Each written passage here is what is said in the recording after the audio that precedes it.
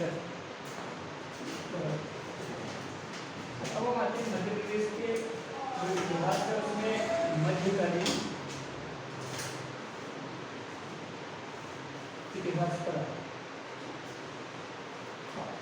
मध्यकालीन इतिहास में हमें पढ़ना है अलग अलग क्षेत्र के हिसाब से पूरा जो इतिहास है उससे।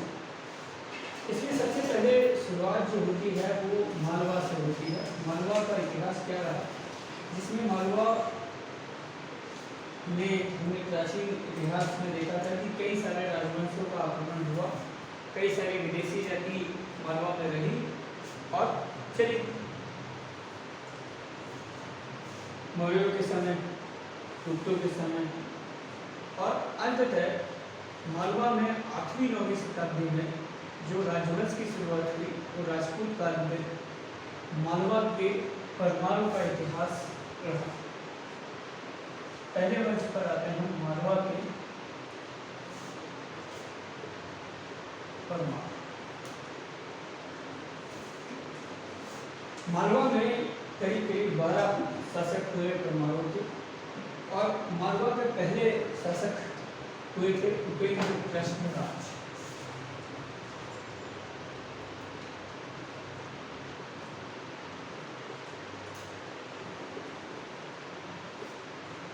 मालवा के परमाणु के संस्थापक।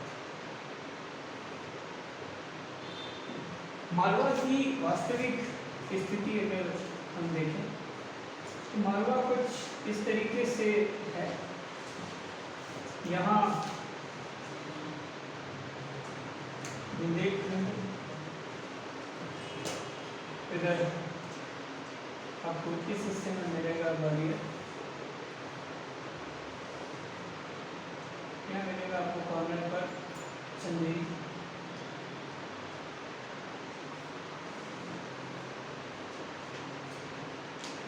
ये हिस्सा खानदेश के निर्माण का हिस्सा,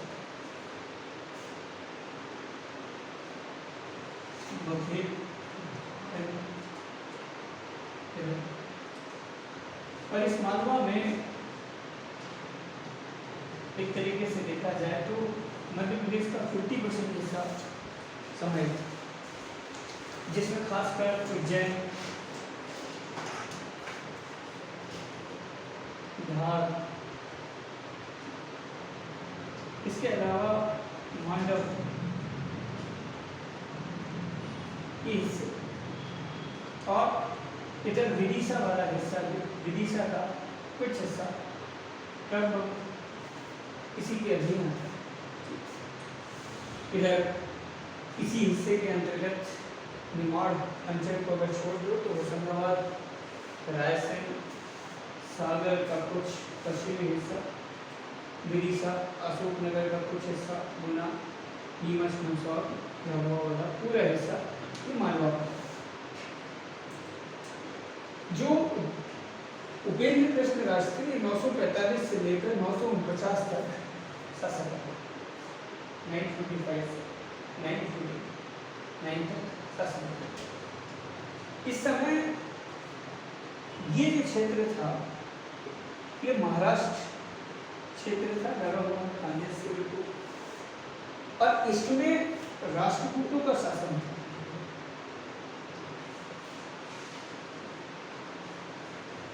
जो उपेंद्र कृष्णराज थे ये राष्ट्रकूटों के अधीन आते थे और राष्ट्रकूटों के अधीन ही इनको शासक घोषित भी किया गया था। राष्ट्रकूटों ने एक कहा जाता है कि एक अपने सेनापति के रूप में स्थापित करने के लिए इनको भेजा था। इन्होंने एक अपना स्वतंत्र परमार वंश स्थापित किया और अपनी जो राजधानी थी इस धार को अपनी राजधानी बनाया। लेकिन अभी राष्ट्रकूटों के अधीन की इस वजह से स्वतंत्र परमार को कहला नहीं सकते थे और स्वतंत्र राजधानी के रूप में भी नहीं इनकी जानी जा सकती थी। इन्होंने क्या किया कि इन्होंने मालवा का कुछ हिस्सा, जो इतना बड़ा हिस्सा आपको दिख रहा है, धार, मांडव और उज्जैन वाला, इतने छोटे से हिस्से पर अपने अधिकार को जमाया, जो बिल्कुल अजय राजपूत धार वाला जो हिस्सा बिल्कुल लगा हुआ था उस हिस्से से। इसके बाद इन्हीं के एक पुत्र हुए सियप। सियप को वास्तविक रूप से परमाणु का संस्थापक माना जाता है। 949 से लेकर 972 तक ये शासक है। इन्होंने क्या किया कि इस समय राजपूतों की स्थिति कमजोर हो गई थी और राजपूतों की स्थिति कमजोर होने का फायदा उठाया और अपने आप में इन्होंने स्वतंत्र शासक के रूप में शासन शुरू किया।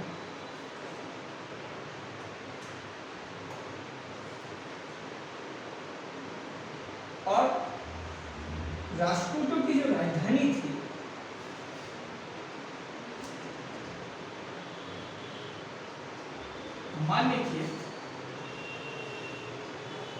मान्यखेत पर आक्रमण कर दिया। और ये कहा जाता है कि राजपूतों को ही लूटा और लूटने के बाद धन संपत्ति मालवा में लेकर आ गए। पहली बार जो धार था उसको मान्यता प्राप्त स्वतंत्र रूप से राजधानी इन्होंने घोषित करी और एक वास्तविक राजधानी के रूप में स्वतंत्र परमाणु की राजधानी बन गई थी धार। पहले से भी धार में रह रहे थे, लेकिन पहले जब शासक खुद ही स्वतंत्र नहीं थे तो स्वतंत्र राजधानी और राज्य कहाँ से हुई? परतंत्र थे। अंततः यहाँ से इनकी स्वतंत्रता की शुरुआत हुई। इसके बाद एक सियप के बाद शासक बने मुंजी परमार।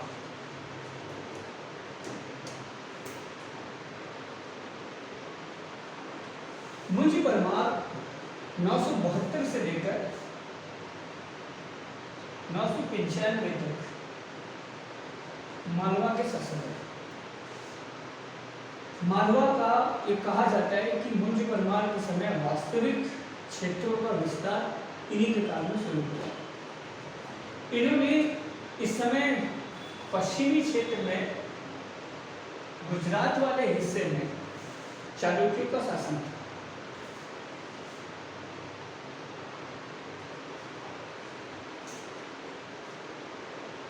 यह मालवा और यह गुजरात या फिर चालुक्य।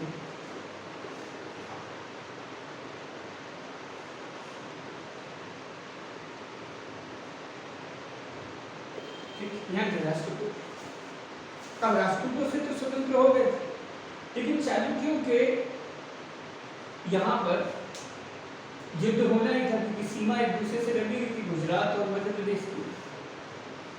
इस समय गुजरात में जो शासक था चालुक्यों का वो था तैलप और तैलप को मुंजी परमार ने 6 बार हराया।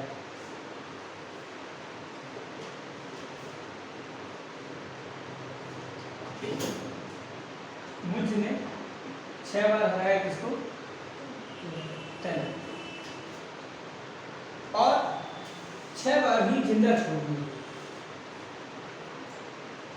ये इसी के कारण में हुर्णों का भी आक्रमण हुआ था। हुर्णों को भी मुंज ने हराया। लेकिन तैलप वाली कहानी में मिलता है कि तैलप से जब बाद में 7वीं बार युद्ध हुआ था तो तैलप ने मुंज को हरा दिया और मुंज की हत्या भी कर दी। ये एक तरीके से दोनों राजवंश के बीच कहीं ना कहीं द्वेष के भाव आ चुके थे। कि खुद ये कहा जाता है कि एक मुंज परमार जो था वो कवि और विद्वान व्यक्ति था। इसके दरबार में कई सारे ऐसे लोग रहते थे जो विद्वान थे। इसी बात में विद्वान शासक होगा तो क्या करेगा? विद्वान ही व्यक्तियों को अपने राज्यकाल में रखेगा। इसके दरबार में कहा जाता है कि परिमल पदम गुप्त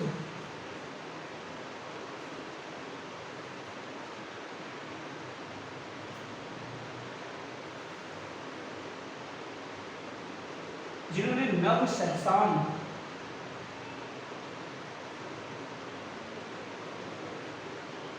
चरित्र लिखा था वो रहते थे। परिमल पदम गुप्त ठीक। दूसरे जो विद्वान थे उसमें हलायुद्ध रहते थे।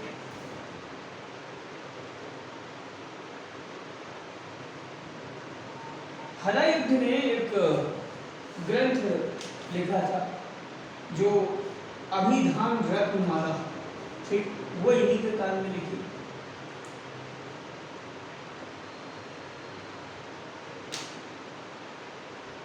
वो इन्हीं का ग्रंथ था। इनके अलावा भी और विद्वान भी रहे, जैसे धनिक, धनंजय, इसके अलावा अमित गति, ऐसे विद्वान इनके राजकाल में रहते थे। इन्होंने धार में एक झील बनी हुई है जिसका नाम है मुंज सागर झील। तो धार में जो मुंज सागर झील है उस झील का खुदाई कराई और निर्माण कराया। ठीक। इसके अलावा इनके ही समय ओंकारेश्वर, इन्हीं के समय उज्जैन का शिव मंदिर, और इन्हीं के समय जो महेश्वर में शिव मंदिर बनाए गए, वो बनाए गए थे। इनके दरबार में कई सारी चीजें रही और कई सारे व्यक्ति रहे जिन्होंने मंदिर निर्माण का रिकॉर्ड दिया कि जो मालवा में अधिकांशतः शिव मंदिर मिलते हैं 1000 के आसपास के, उस सभी शिव मंदिरों को निर्माण कराने वाला व्यक्ति कौन है? यही व्यक्ति। ठीक, किससे भक्त था वो बड़ा। अंततः धार में भी एक शिवलिंग मिला है, और जो धार में जो शिवलिंग स्थापित किया था वो भी स्थापित करने वाला व्यक्ति जो प्राचीन नीलकंठेश्वर महादेव मंदिर है, वो भी इन्हीं ने मुंज परमार ने ही स्थापित किया। ठीक, सेकंड। अब अंततः जो इनकी जब मृत्यु हुई तो इनके बाद एक योग्य व्यक्ति भोज परमार शासक बना।